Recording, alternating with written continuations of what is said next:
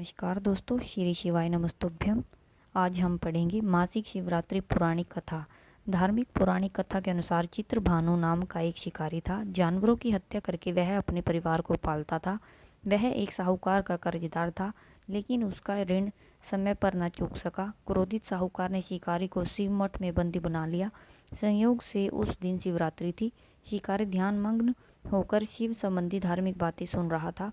चतुर्दशी को उसने शिवरात्रि व्रत की कथा भी सुनी। शाम होते ही साहूकार ने उसे अपने पास बुलाया और ऋण चुकाने के विषय में बात की। शिकारी अगले दिन सारा ऋण लौटा देने का वचन देकर बंधन से छूट गया। अपनी दिनचर्या की भांति वह जंगल में शिकार के लिए निकला, लेकिन दिन भर बंदी गृह में रहने के कारण भूख प्यास से व्याकुल था। शिकार खोजता हुआ वह बहुत दूर निकल गया। जब अंधकार हो गया तो उसने विचार किया कि रात जंगल में ही बितानी पड़ेगी। वह वन में एक तालाब के किनारे एक बेल के पेड़ पर चढ़कर रात बीतने का इंतजार करने लगा। बिलव वृक्ष के नीचे शिवलिंग था, जो बिल पत्रों से ढका हुआ था। शिकारी को उसका पता न चला। पड़ाव बनाते समय उसने जो टहनियाँ तोड़ी, वे संयोग से शिवलिंग पर गिरती चली गई। इस प्रकार दिन भर भूखे प्यासे शिकारी का व्रत भी हो गया और शिवलिंग पर बेलपत्थर भी चढ़ गए। एक पहर रात्रि बीत जाने पर एक गर्भिणी हिरनी तालाब तक पार पानी पीने के लिए पहुंची। शिकारी ने धनुष पर तीर चढ़ाकर ज्यों ही प्रत्यंचा खींची। हिरनी बोली, मैं गर्भिणी हूँ, शीघ्र ही प्रसव करूंगी। तुम एक साथ दो जीवों की हत्या करोगे, जो ठीक नहीं है। मैं बच्चे को जन्म देकर शीघ्र ही तुम्हारे सामने प्रस्तुत हो जाऊंगी, तब मार लेना।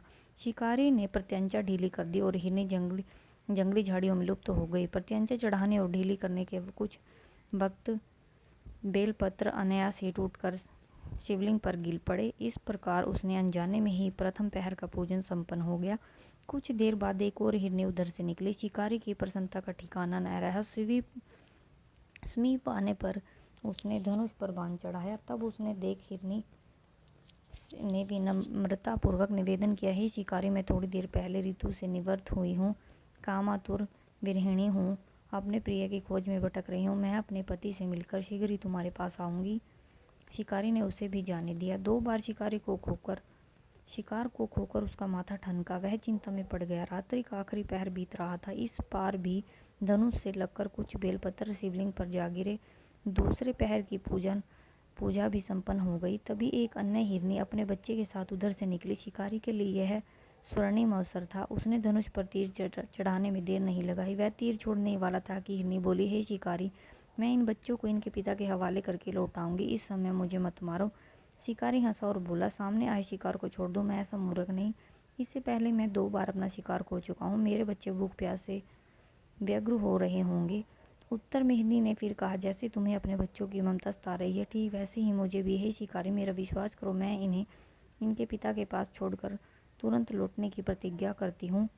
हिरनी का दुख भरा स्वर सुनकर शिकारी को उस पर दया आ गई। उसने उस मृगी को भी जाने दिया। शिकारी के अभाव में तथा भूख प्यास से व्याकुल शिकारी अनजाने में ही बेलपत्र पर बैठा बेलपत्र तोड़ तोड़ कर नीचे फेंकता रहा।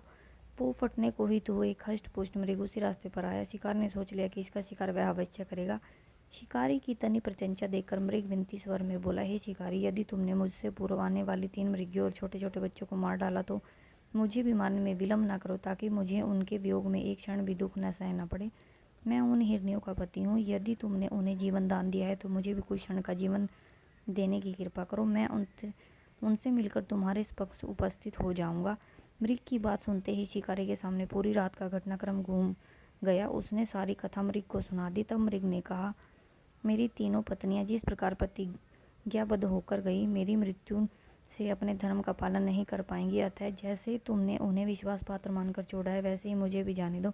मैं उन सब के साथ तुम्हारे सामने शीघ्र ही उपस्थित होता हूँ। शिकारी ने उसे भी जाने दिया। इस प्रकार प्रातः हो आई। उपवास, रात्रि जागरण और शिवलिंग पर बेलपत्र चढ़ने से अनजाने में ही शिवरात्रि की पूजा पूर्ण हो गई। पर अनजाने में ही कहीं हुई पूजन का परिणाम उसे तत्काल मिला।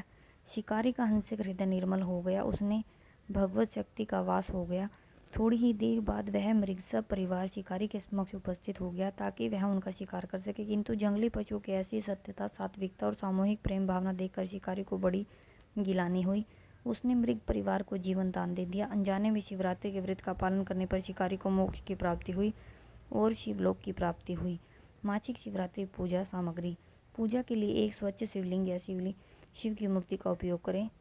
दूध, दही, घी, शहद और चीनी को मिलाकर पंचामृत तैयार करें। यदि उपलब्ध हो तो गंगा जल का उपयोग करें। बेलपत्र, धतूरा, भांग ये भगवान शिव को प्रिय हैं। विभिन्न रंगों के फूल चढ़ाएं। पूजा के लिए शुद्ध घी का दीपक और धूप जलाएं। तिलक लगाने के लिए चंदन का उपयोग करें। भोग के लिए फल, मिठाई आदि। शिव पुराण का पाठ करें। शिव चालीसा का पाठ करें। शिव मंत्रों का जाप करें। श्री शिवाय नमस्तुभ्यम, श्री शिवाय नमस्तुभ्यम, श्री शिवाय नमस्तुभ्यम।